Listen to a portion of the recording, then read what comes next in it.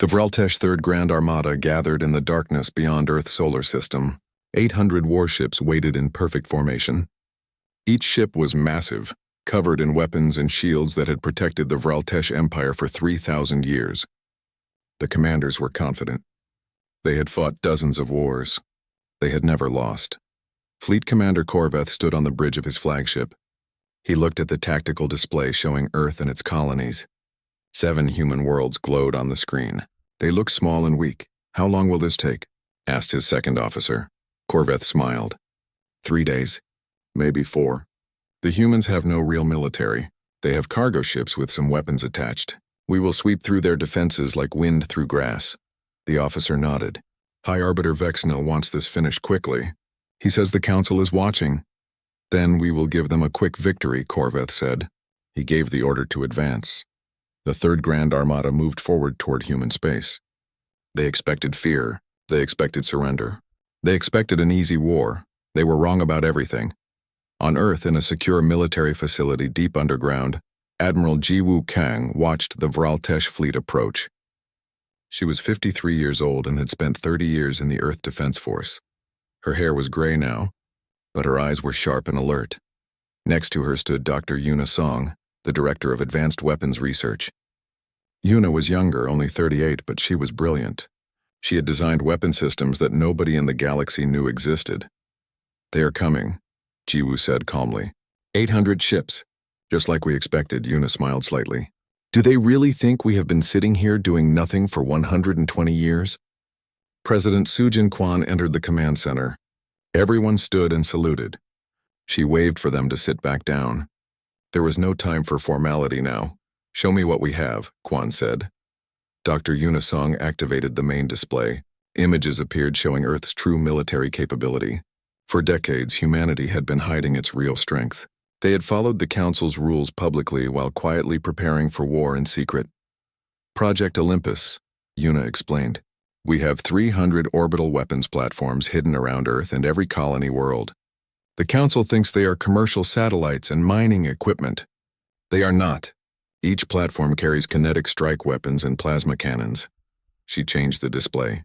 We have 2,000 combat drones with advanced artificial intelligence. They can fight without human pilots. They are faster and more aggressive than any ship with a living crew. Another image appeared. We have been building warships in the asteroid belt for 50 years. The Council thinks we only have 200 defensive ships. We actually have 900 combat vessels. They are hidden in hollowed-out asteroids. Admiral Jiwoo continued the briefing. We also have something the Vraltesh do not expect. We studied their technology carefully. Their shields are very strong against energy weapons. That is what everyone in the galaxy uses. But their shields are weak against physical projectiles. Kinetic weapons. President Kwan leaned forward. You mean we can hurt them? We can do more than hurt them, Jiwoo said. We can destroy them. But we need to be smart. We cannot fight them in open space. They have more ships than we do. We need to use our advantages. What advantages? Kwan asked. Jiwoo smiled. It was not a friendly smile. We know this territory. They do not. We are willing to fight dirty. They are not. And most importantly, they think we are weak. That is the biggest advantage of all. She pulled up a tactical map. I call this strategy Thermopylae. In ancient Greece, 300 soldiers held back a massive army by choosing the right battlefield. We will do the same. We will turn our colonies into fortresses. We will use asteroids and debris fields for ambushes. We will make them bleed for every meter of space. Colonel Byung-ho Choi entered the room. He commanded the Special Operations Forces. Byung-ho was a hard man who had fought in border conflicts for 20 years.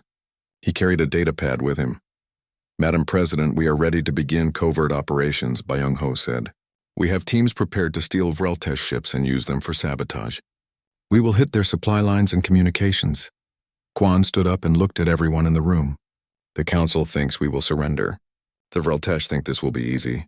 Let us show them why that was a mistake. Let us show them what humans do when we are pushed into a corner. She paused and her voice became harder. Send the message to all human worlds. We fight. We fight until we win or until there is nothing left to fight with. Are we clear? Yes, Madam President. Everyone answered together. The first battle happened at Kepler 442, the mining colony where the Perseverance had been heading before everything went wrong. The colony had 50,000 people living there. They were miners and engineers and families. When the Vraltesh fleet arrived, they expected to find a defenseless target. Instead, they found a fortress.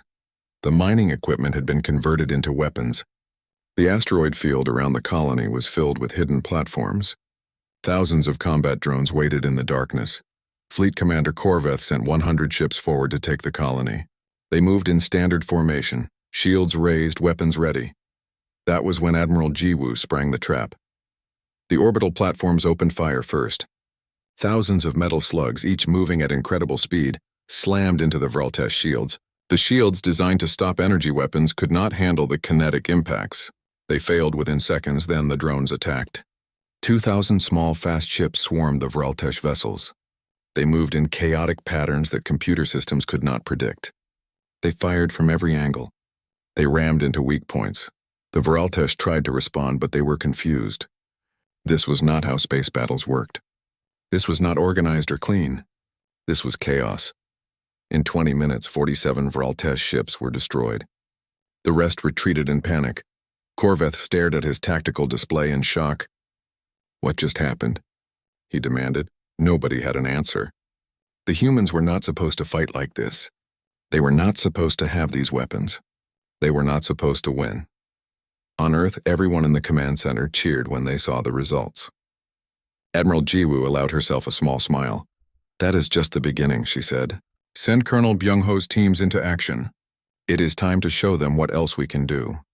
Colonel Byung-ho and his special operations soldiers moved through space in stolen Vraltesh ships. They had captured these vessels in earlier border conflicts and had been saving them for exactly this moment. The Vraltesh never knew they were missing. The teams attacked Vraltesh supply convoys. They destroyed fuel depots. They hacked into communication networks and sent false orders. They made the Vraltesh commanders doubt every message they received.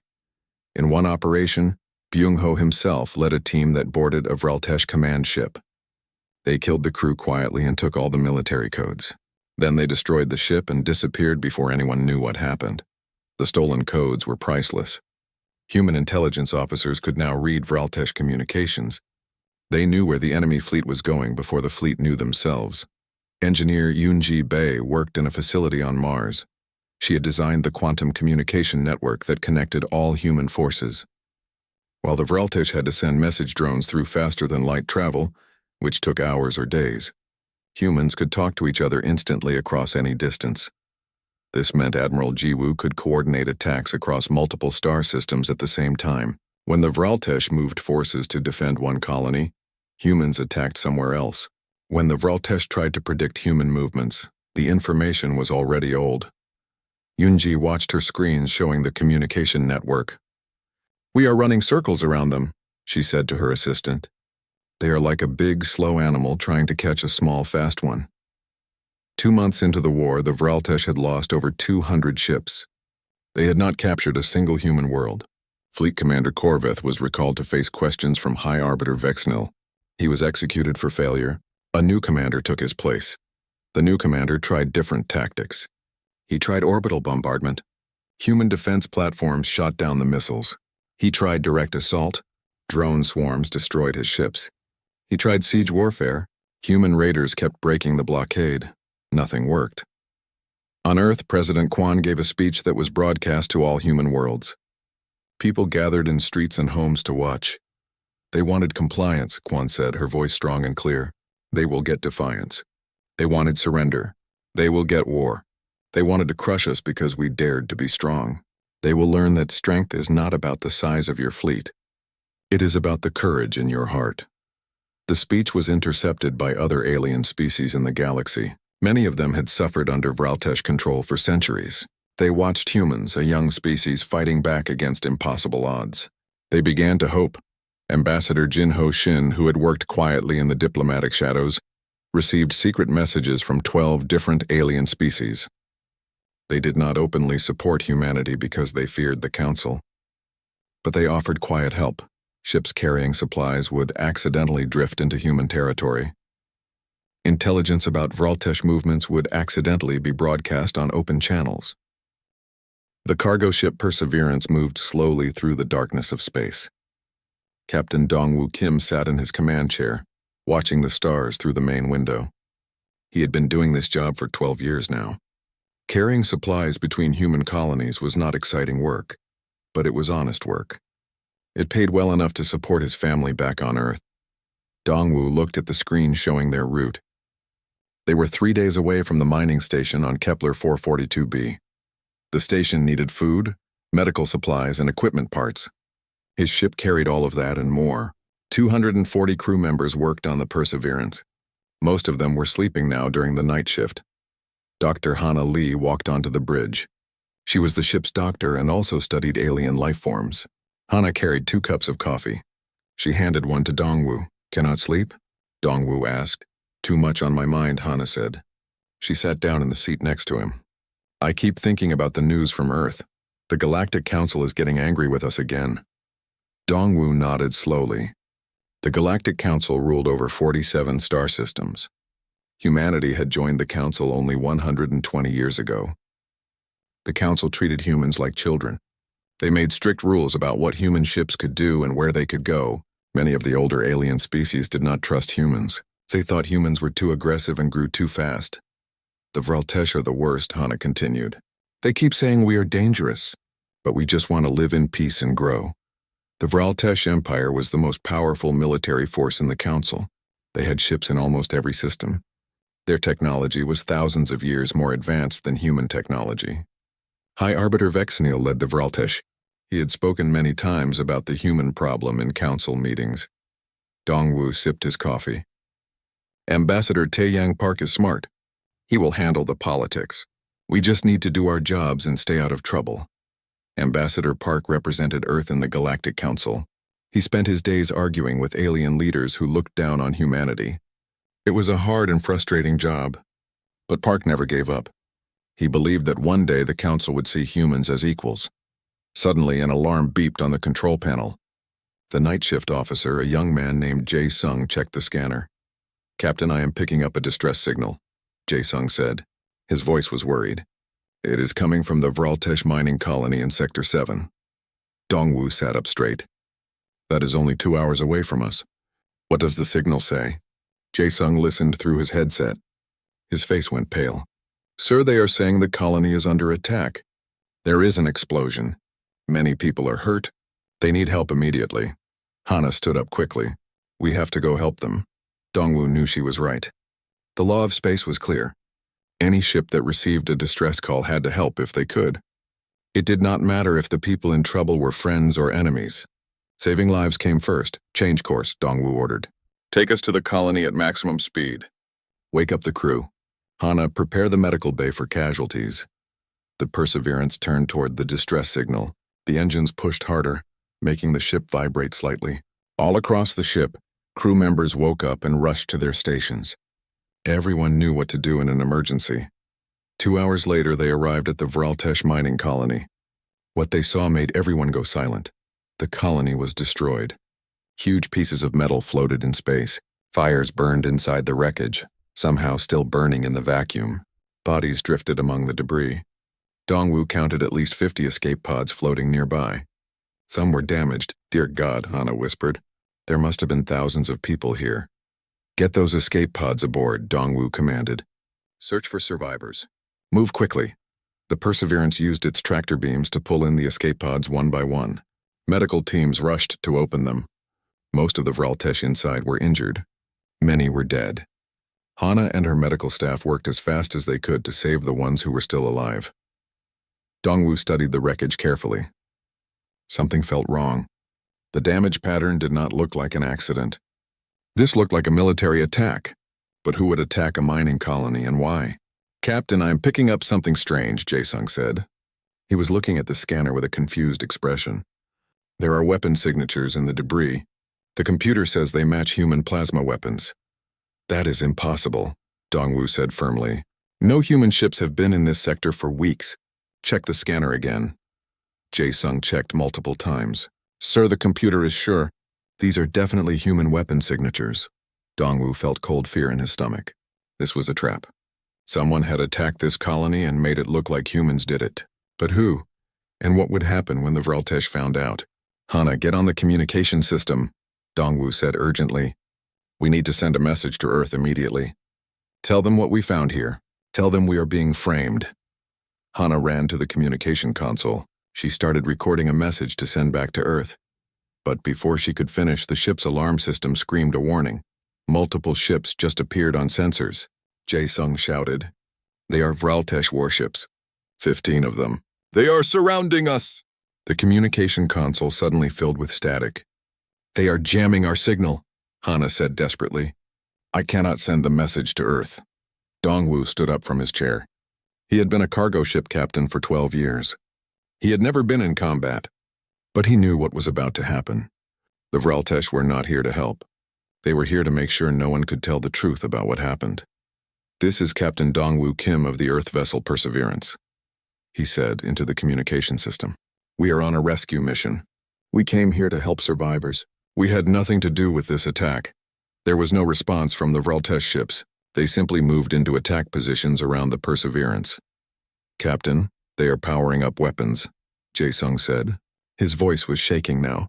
Hana looked at Dongwoo with tears in her eyes. She knew they were about to die. We need to get the truth out, she said. Even if it is just a fragment of a message, something that Earth can use, Dongwoo nodded. He felt strangely calm now. Send everything. Send the sensor data. Send the images of the colony. Send our location. Send it all in one burst transmission. Maybe something will get through their jamming. Hana worked fast. Her fingers flew across the controls. Message ready. Sending now. She pressed the button. The Perseverance sent out a desperate cry for help and truth into the darkness of space. Most of it was blocked by the Vraltesh jamming. But a few fragments, just a few pieces of data, slipped through and began the long journey back to Earth. Message sent, Hana said quietly. The Vraltesh warships opened fire. The first shots hit the engine room. Explosions tore through the ship. The lights went out. Emergency alarms screamed. The Perseverance started breaking apart. Dongwoo held onto his chair as the bridge shook violently. He could hear his crew screaming over the communication system. He could hear the ship dying around him. I am sorry, he said to Hana. I am sorry I could not get you home. Hana grabbed his hand. You tried. That is what matters. Someone will know the truth. The second wave of weapons fire hit the bridge directly. Captain Dongwoo Kim, Dr. Hana Lee, and all 240 crew members of the Perseverance died instantly. Their ship became nothing but burning debris floating in space. The Vraltesh warship sat silently among the wreckage. They had done their job. The evidence was destroyed. The witnesses were dead. Now they would tell the galaxy their version of what happened here. Far away on Earth, Ambassador Taeyang Park was sleeping when his emergency communication device woke him. He read the fragmented message that had somehow made it through the Vraltesh jamming. It was incomplete. Most of it was corrupted, but it was enough to know that something terrible had happened. Park immediately called an emergency meeting with President Soo-jin Kwon and the military leaders. They studied the fragments of the message over and over again. They could see just enough to know the Perseverance had been destroyed. They could see just enough to know it was a trap, but they could not prove it. 24 hours later, High Arbiter Vexenil stood before the Galactic Council. He spoke with a sad and angry voice about the terrible attack on the Vraltesh mining colony. He showed images of the destroyed station. He showed the weapon signatures that proved humans were responsible. He demanded justice. Ambassador Park tried to argue. He tried to show the fragments of the Perseverance message. But Vexenil had spent years building friendships with other council members. He had prepared carefully for this moment. The vote was quick. 39 members voted for punitive action against humanity. Only 8 voted against it.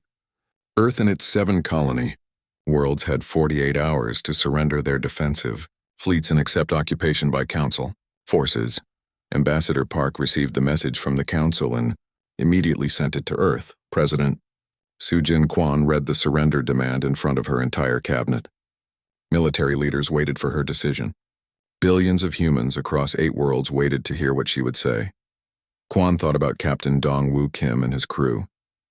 They had died trying to help people. They had died trying to tell the truth.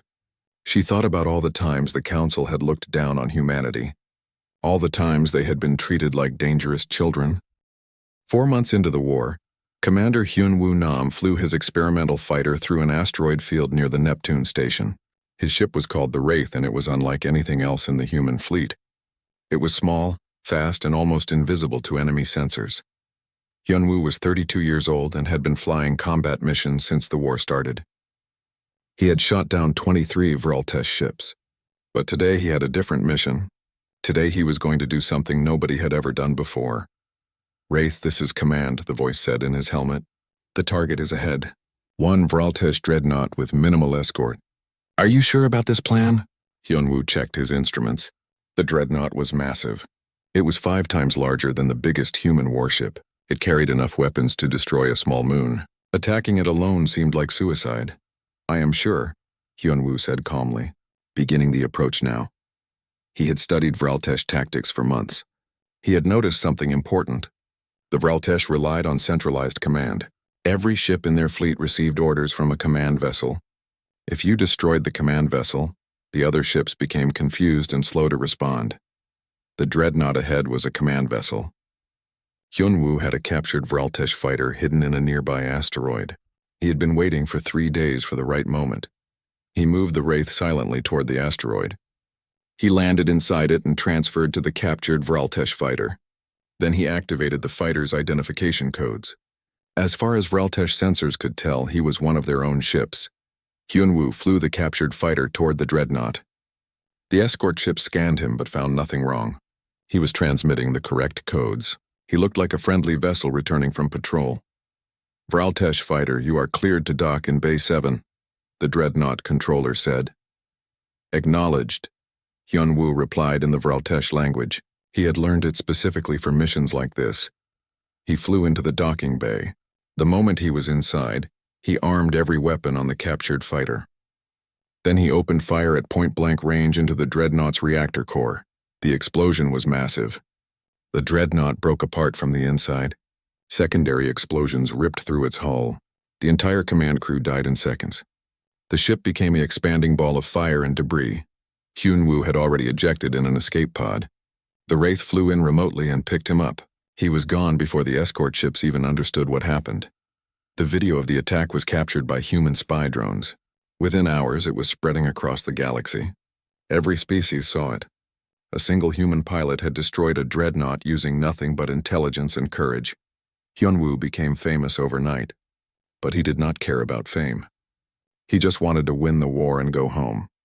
On Earth, engineer Eunji Bae was working on the quantum communication network when she received an urgent message. It was from Ambassador Jin Ho Shin. He was requesting a secure communication channel with the highest encryption possible. Eunji set it up quickly. "Ambassador, your channel is secure. Nobody can intercept this." Jin Ho's face appeared on her screen. He was in a secret location somewhere in neutral space. Behind him stood representatives from 12 different alien species. "Eunji, we need your help," Jin Ho said quietly. "These species want to help humanity, but they need secure communications that the Vraltesh cannot trace." "Can you do that?" Eunji thought for a moment. "Yes, I can create quantum communication devices for each of them. The devices will be untraceable. But it will take time." "How much time?" asked one of the alien representatives. He was from a species called the Toral. They had been under Vraltesh control for 800 years. 2 weeks, Eunji said. "Maybe less if I work fast," Jinho smiled. "Do it. This could change everything." Eunji worked day and night. She built small quantum communication devices that looked like ordinary equipment. She designed them to be hidden inside common tools and machines. Within 10 days, she had created 15 devices. Jinho distributed them to the secret allies. Now they could share intelligence without the Vraltesh knowing. They could coordinate their quiet rebellion. The first major intelligence came from a species called the Nethral.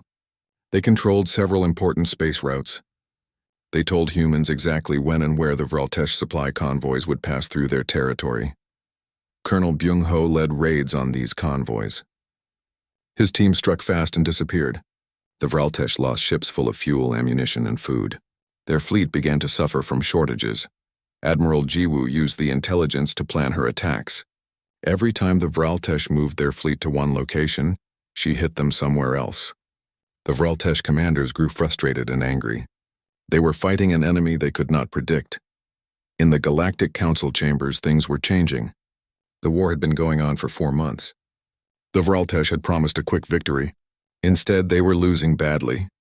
Council members who had voted for punitive action against humanity were now questioning their decision. Some of them approached Ambassador Taeyang Park in private. "We were told humans attacked that mining colony," one council member said. His name was Thurnvus, and he represented one of the oldest species in the galaxy. But the evidence is questionable, and the way the Vraltesh are fighting this war is concerning. Park had been waiting for this moment. He pulled out a data pad with all the evidence he had collected. The attack on the mining colony was a false flag operation. The Vraltesh did it themselves to justify this war. "I have proof." He showed Thurnvaz the fragments of the Perseverance message. He showed sensor data that proved the weapon signatures were planted. He showed testimonies from witnesses who had seen Vraltesh ships in that sector before the attack. Thurnvaz studied the evidence carefully. "This is serious. If this is true, the Vraltesh have violated every principle the Council stands for." "It is true," Park said firmly. "And there is more. The Vraltesh tried to use biogenic weapons against Mars. We have recordings of High Arbiter Vexenil giving that order. They were willing to commit genocide to win this war." Thurnvus looked shocked. "I need to share this with others, quietly. We cannot confront the Vraltesh openly yet. They still have too much power. But things are changing." Park nodded. "Change takes time. But every day this war continues, more people see the truth. The Vraltesh Empire is built on fear and lies. We are exposing those lies." Back in human territory, Captain Mi Kyung-han worked in the intelligence division. She was a genius at breaking codes and finding patterns. For months she had been studying Vraltesh military communications. Finally, she found what she was looking for.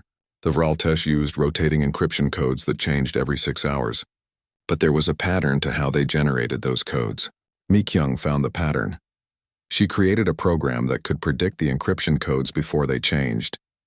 This meant humans could now decrypt Vraltesh communications in real time. They could also jam those communications whenever they wanted. "Admiral Jiwoo, you need to see this," Mi Kyung said excitedly. She showed the Admiral her breakthrough. Jiwoo understood immediately what this meant. "We can read everything they send. We can shut down their communications whenever we want. This gives us complete control of the information space." "Yes," Mi Kyung confirmed. "They will be fighting blind." Jiwoo activated the command network. "All units, this is Admiral Kang. We now have full access to enemy communications. Effective immediately, we begin Operation Lightning. We will hit 12 targets simultaneously across 4 star systems. The enemy will not know what is happening until it is too late." Human fleets moved into position. They waited until the perfect moment when Vraltesh forces were spread thin. Then they attacked everywhere at once. The Vraltesh commanders tried to coordinate their response, but their communications were jammed. They tried to send orders, but the orders never arrived. They tried to call for reinforcements, but nobody heard them. For the first time in 3,000 years, the mighty Vraltesh military was fighting blind and deaf. In 6 hours, humans destroyed 58 Vraltesh ships and captured 3 entire planets that the Vraltesh had taken from other species. On those planets lived the Toral, the species that had been under Vraltesh control for 8 centuries.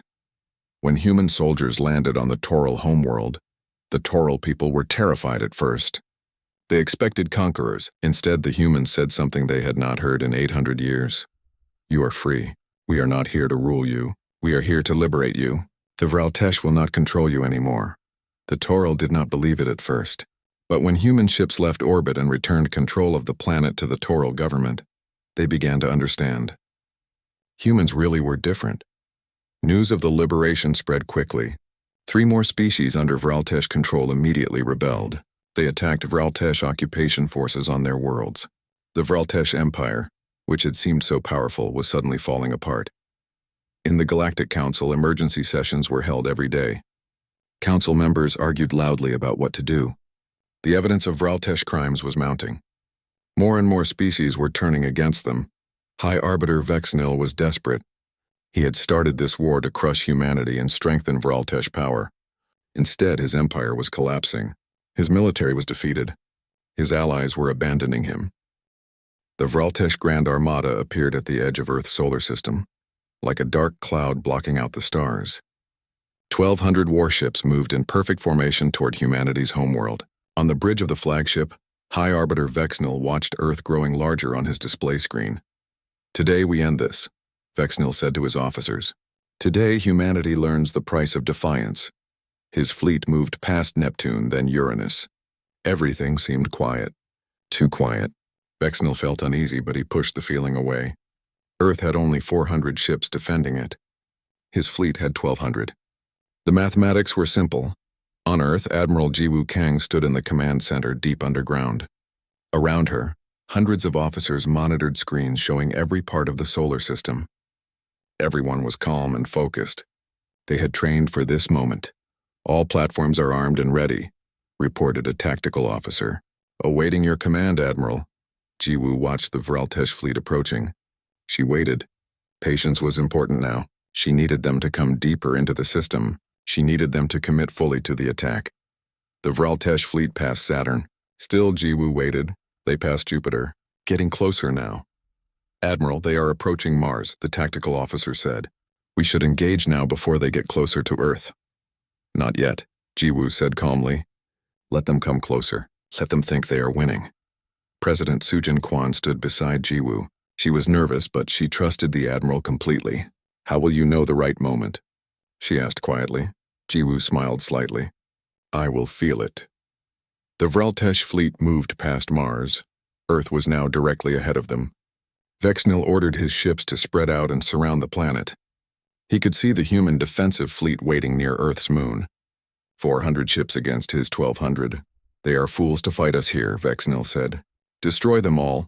The Vraltesh fleet accelerated toward Earth. They were confident. They were powerful. They were doomed.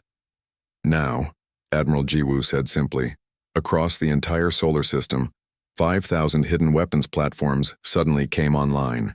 They had been waiting in asteroids, buried in comets, hidden on moons, disguised as satellites. For 50 years, humanity had been building this trap. The platforms opened fire all at once. Thousands of kinetic projectiles, each moving at incredible speed, slammed into the Vraltesh fleet from every direction. Ships that had never been hit by such weapons had no defense. Their shields collapsed. Their hulls were torn apart. In the first 30 seconds, 200 Vraltesh ships were destroyed. What is happening? Vexnil screamed. Where are these weapons coming from? His sensor officers frantically scanned the system. They found weapons platforms everywhere. On every asteroid. Every moon. The entire solar system had been turned into a weapon. Sir, we are surrounded, an officer shouted. We need to retreat. But it was too late. The human fleet of 900 warships hidden behind the moon suddenly appeared and attacked. They had not been showing their full strength. They had been waiting. 2,000 combat drones swarmed from hidden bays on Earth's orbital stations. They moved in chaotic patterns, attacking weak points, coordinating perfectly through their quantum communication network. The space around Earth became a storm of weapons fire and explosions. Vraltesh ships tried to retreat, but they were trapped. The hidden platforms had created a kill zone. Every direction they turned, more weapons fired at them. Commander Hyun-Woo Nam flew his wraith through the chaos. He had 50 other pilots with him, all flying experimental fighters. They targeted Vraltesh command ships, knowing that destroying commanders would create confusion. Target the flagship. Hyun-Woo ordered his squadron. Take down Vexnil. They dove toward the massive Vraltesh flagship. Defense weapons fired at them, but they were too fast, too agile. Hyun-Woo locked his weapons on the flagship's bridge and fired everything he had. The bridge exploded. High Arbiter Vexnil died instantly, never knowing how badly he had miscalculated. With their leader dead and their communications jammed by Captain Mi Kyung-han's electronic warfare systems, the Vraltesh fleet fell apart. Individual captains tried to save their own ships instead of working together. Some tried to fight. Some tried to run. None of it worked. The battle lasted 6 hours. When it was over, 800 Vraltesh ships were destroyed. 400 more were badly damaged and surrendering. The mighty Grand Armada was gone. Earth had lost 63 ships and 38 weapons platforms. It was a stunning victory. In the command center, everyone cheered. Officers hugged each other. Some were crying with relief. President Kwan shook Admiral Jiwoo's hand firmly. You did it, Kwan said. You saved Earth. Jiwoo shook her head. We all did it. Every person who built those platforms. Every pilot who fought. Every engineer who designed our weapons. This was humanity's victory, not mine. Among the wreckage, human rescue ships moved carefully. They were searching for survivors. even Vraltesh survivors. Admiral Jiwoo had given clear orders. Treat all prisoners with respect and provide medical care to the wounded. Counselor Raythorn was pulled from the wreckage of his damaged ship. He was a Vraltesh officer who had been serving on a destroyer when it was hit. He expected to be executed or tortured. That was what the Vraltesh did to their prisoners. Instead, human medics treated his injuries. They gave him food and water. They placed him in a clean cell with other Vraltesh prisoners. Raythorn watched through the cell window as human soldiers walked past. They were not cruel. They were not celebrating their victory by hurting prisoners. They were just doing their jobs professionally. This confused him. Everything Raythorn had been told about humans said they were barbaric and violent. But these humans showed mercy. They followed rules even in war. A human officer came to interview him. Her name was Lieutenant Ji Young Park. She spoke the Vraltesh language well. "I need to ask you some questions," Ji Young said politely. "But first, do you need anything? More medical care? Different food?" Raythorn stared at her. "Why are you being kind to me? We tried to destroy your world." Ji Young sat down across from him. "Because that is who we are. We fight hard against our enemies. But when the fighting stops, we show mercy. That is the difference between us and your leaders." Over the next several days, Raythorn was interviewed many times. The humans asked him about Vraltesh military operations. They asked about the false flag attack on the mining colony. They asked about the decision to use biogenic weapons. Raythorn had been loyal to his empire for 40 years. But now, sitting in this human prison, being treated better than his own government had ever treated him, he began to question everything. "I want to tell you the truth," he said finally to Ji Young, "about everything. The mining colony attack was planned by High Arbiter Vexnil himself. I was there when he gave the orders. I have recordings." Ji Young sat up straight. "You have evidence?" "Yes," Raythorn said. "Hidden in my personal data storage. Your people took it when they captured me. The recordings prove everything. The false flag operation, the plan to use biogenic weapons, all of it." Ji Young immediately brought this information to Admiral Jiwoo. The recordings were recovered and verified. They were exactly what humanity needed to prove their innocence to the Galactic Council. Ambassador Tai Yang Park received the recordings and immediately called an emergency council session. This time he would not be ignored. This time he had proof that could not be denied. The Galactic Council chamber was filled with representatives from all 47 member species. News of the Battle of Earth had spread quickly. Everyone knew the Vraltesh had been defeated. Now they wanted to know what would happen next. Ambassador Jinho Shin had worked behind the scenes to ensure that sympathetic council members would support humanity. Councillor Thurnvus, the elder statesman, agreed to present the evidence alongside Park. "Members of the council," Thurnvus began, his ancient voice carrying authority, "we have been deceived. The war against humanity was based on lies." He played the recordings from Raythorn's data storage. The entire council heard High Arbiter Vexnil ordering the attack on his own mining colony. They heard him discussing how to frame humanity. They heard him authorizing biogenic weapons. The chamber erupted in angry voices. Even species that had supported the Vraltesh were shocked and outraged. Ambassador Park stood and spoke. "For 8 months, humanity has fought for survival. We were attacked based on lies. We were condemned without real evidence. We were nearly destroyed by an empire that claimed to represent justice and order." He paused and looked around the chamber. "But we did not just fight for ourselves. We fought to free other species from Vraltesh oppression. We fought to expose the corruption at the heart of this council. We fought because it was right." Park activated a holographic display showing all the species that had been liberated during the war. The Taural are free now. The Nethril are free. 17 species have been released from Vraltesh control. They are rebuilding their worlds without fear. Another council member stood. "What does humanity want now? Revenge? Territory? Power?" Park shook his head. "We want justice. We want a council that actually protects all species, not just the powerful ones. We want a galaxy where young civilizations are not crushed for daring to be strong. We want a future where this can never happen again." Councillor Thurnvus spoke again. 6 months after the Battle of Earth, the Galactic Council met to establish the new order. The Grand Chamber looked different now. The Vraltesh had occupied the largest section for 3,000 years. Now that space was empty. Their empire was broken into smaller territories, each governed independently under council oversight. Ambassador Tae-Yang Park walked through the chamber with a sense of accomplishment. He had spent years being ignored and dismissed by these same council members. Now they greeted him with respect. Some even bowed slightly as he passed. President Sujin Kwan arrived for her first official address to the full council. She had visited the chamber before as Earth's leader, but always as a junior member asking for permission to speak. Today was different. Today she would speak as an equal. The chamber fell silent as she approached the speaker's platform.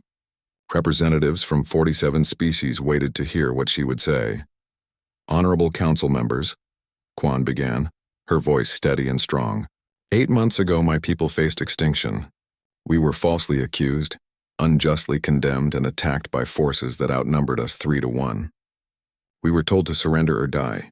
She paused and looked around the chamber. We chose neither. We chose to fight, not because we are warlike, not because we seek conquest, but because we believed in something simple. The truth matters. Justice matters. Freedom matters. Some council members nodded in agreement.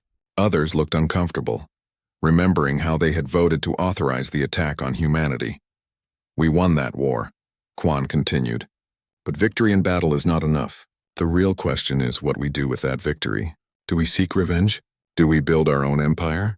Do we become what we fought against? She activated a holographic display showing the Treaty of New Horizons. This treaty represents humanity's answer. We propose a restructured council with equal representation for all species. We propose military limitations that apply to everyone, not just young civilizations. We propose a galactic peacekeeping force that prevents any single empire from dominating others.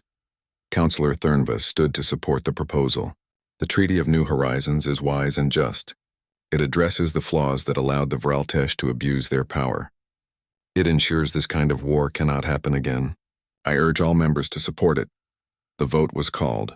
One by one, each species voted. The treaty passed with 45 votes in favor and only 2 against. The galaxy had changed.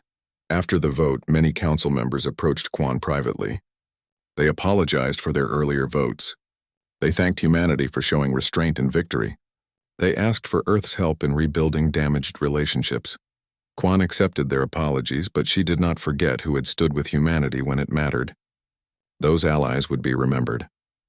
Admiral Ji-Woo Kang stood in the command center of the new peacekeeping force headquarters. It was located on a neutral station orbiting an uninhabited star system. The station was massive, designed to house ships and personnel from dozens of species. Ji-Woo wore a new uniform now. It was not Earth's military uniform. It was the unified uniform of the Galactic Peacekeeping Force. On her shoulder was a patch showing stars surrounding a shield. The motto beneath read, "Never again," in 12 different languages. Admiral, the first mixed species squadrons are ready for inspection, reported Commander Min Seo Jang. Her new second-in-command, Ji-Woo, walked through the hangar bay. She saw human pilots talking with Toral engineers. She saw Nethril soldiers training alongside Earth's special forces. She saw dozens of species working together, united by a common purpose. This was what they had fought for. Not dominance, but cooperation. Not empire, but partnership. A young Vraltesh officer approached nervously. His name was Kelmoth, and he was one of the few Vraltesh who had volunteered for the peacekeeping force. Many of his people hated him for this choice. "Admiral Kang," Kelmoth said, saluting properly. "I want to thank you for accepting me into the force. I know my people caused great suffering. I want to help make things right." Ji-Woo studied him for a moment. She saw genuine remorse in his eyes. "The sins of your leaders are not your sins, Officer Kelmoth. You are judged by your own actions. Serve with honor and you will be respected here." Kelmoth looked relieved. "Yes, Admiral. I will make you proud." After he left, Minseo spoke quietly to Ji-Woo. "Some of the human soldiers are uncomfortable serving alongside Vraltesh.